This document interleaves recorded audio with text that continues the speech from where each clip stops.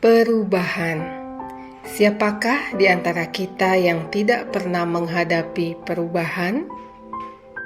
Perubahan biasanya bertujuan awal untuk mencapai sesuatu yang lebih baik daripada keadaan sebelumnya.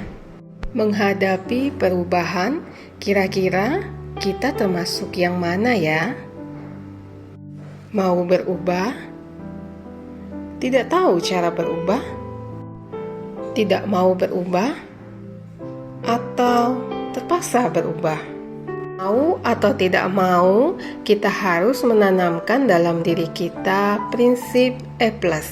Accept, menerima, adjust, menyesuaikan, dan adapt, beradaptasi.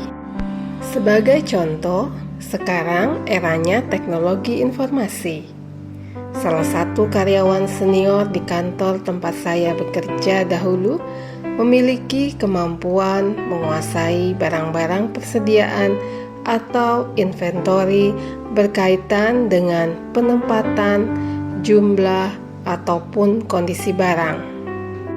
Namun dengan berjalannya waktu, ketika inventory semakin banyak, semakin bervariasi, karyawan ini tetap mengandalkan buku dan ingatannya. Karena semakin berkembang perusahaan tersebut, maka masuklah karyawan baru di unit yang sama dengan karyawan senior tadi. Karyawan baru lebih memilih menggunakan komputer dan membuat aplikasi sederhana untuk memudahkan pekerjaannya. Dengan berjalannya waktu, karyawan baru tersebut dapat lebih cepat menyelesaikan pekerjaan, laporan lebih terstruktur, mudah dipahami, dan menarik.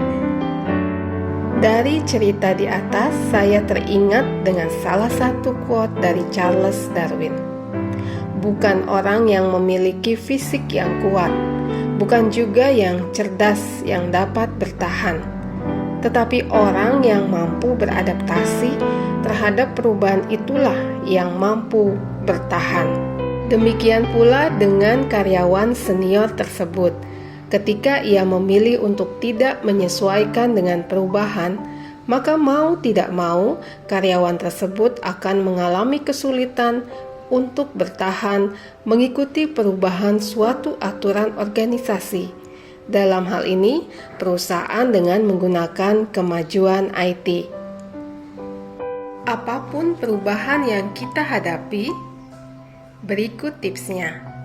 Kita ikuti dengan arahan, bersikap proaktif untuk beradaptasi mengikuti perubahan, juga bekerja sama dan membantu orang lain menuju perubahan. Tunjukkanlah sikap kita untuk selalu mau berubah, menyesuaikan dengan situasi yang baru. Mau mengambil tindakan untuk mendukung dan melaksanakan inisiatif perubahan. Serta bersedia mengambil tanggung jawab pribadi untuk memastikan perubahan berhasil diwujudkan dengan efektif. Mari kita menghadapi perubahan dimulai dari diri sendiri menuju ke arah yang lebih baik.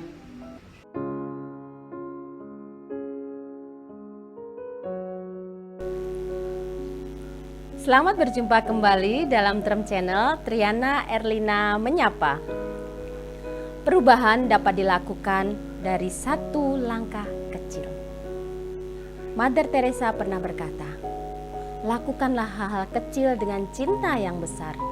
Bukan seberapa banyak yang sudah kita kerjakan, tetapi seberapa besar cinta yang kita taruh dan letakkan dalam setiap hal yang kita kerjakan di hidup kita. Satu langkah kecil bisa membuat perubahan di dalam hidup kita maupun hidup orang lain. Pada masa ini, daripada menjadi kaum rebahan, mari kita membuat perubahan. Beberapa hal yang perlu kita perhatikan dalam membuat perubahan. Yang pertama, tetapkan visi kita. Aku diberkati, aku dibebaskan dari sakit hati, keterikatan anakku, pasanganku menjadi pribadi yang lebih baik. Mari pikirkan, berkatakan hal-hal positif di dalam hidup kita. Jadi akhirnya saudara-saudara, semua yang benar, semua yang mulia, semua yang adil, semua yang suci, semua yang manis, semua yang sedap didengar, semua yang disebut kebajikan dan patut dipuji, pikirkanlah semuanya itu. Yang kedua, kenali hal apa yang menekan kita. Mari bangkit, ada kuasa ilahi di dalam hidup kita yang membawa kemenangan. Yang ketiga, bersyukurlah untuk apa yang kita punya di dalam hidup ini. Belajar sabar dan ikhlas untuk hal-hal yang belum kita raih di dalam hidup ini. Yang keempat, kuatkan hati. Jangan takut gagal, karena satu kegagalan adalah kesempatan lain melangkah menuju kemenangan.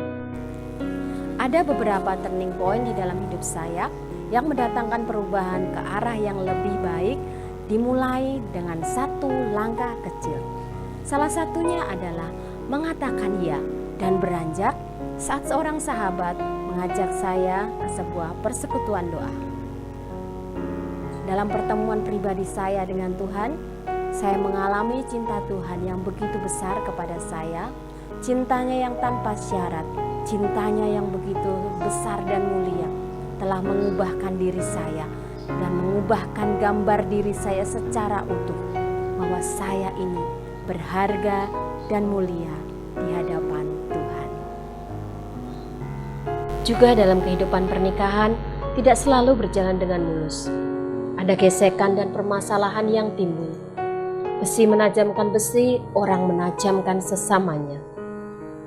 Dengan mengambil keputusan untuk mengampuni pasangan, membawa dampak besar di dalam hidup pernikahan. Ada kebebasan dari rasa marah, ada damai sejahtera dan sukacita. Ada kesembuhan dan pemulihan dalam pernikahan kami. Ada anggur baru yang manis tercurah dalam hidup pernikahan. Bahkan saat Tuhan izinkan usaha kami bangkrut dan ekonomi kami hancur, kami tetap percaya bahwa semua yang Tuhan kerjakan baik. Bersyukur, mempunyai keluarga yang utuh, saling mendukung di dalam kasih. Dan belajar mencari Tuhan dengan lebih sungguh. Tidak hanya percaya, tetapi mempercayakan hidup keluarga kami dalam tangan penyelenggaraan ilahi Bapa Surgawi. Bagi Tuhan, tidak ada hal yang terlalu kecil jika kita lakukan dengan iman dan cinta. Saat membuka hari, mari lakukan satu langkah kecil.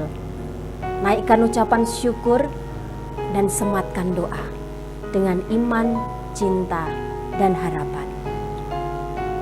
Bahwasanya di luar Tuhan dan tanpa Tuhan, kita tidak dapat melakukan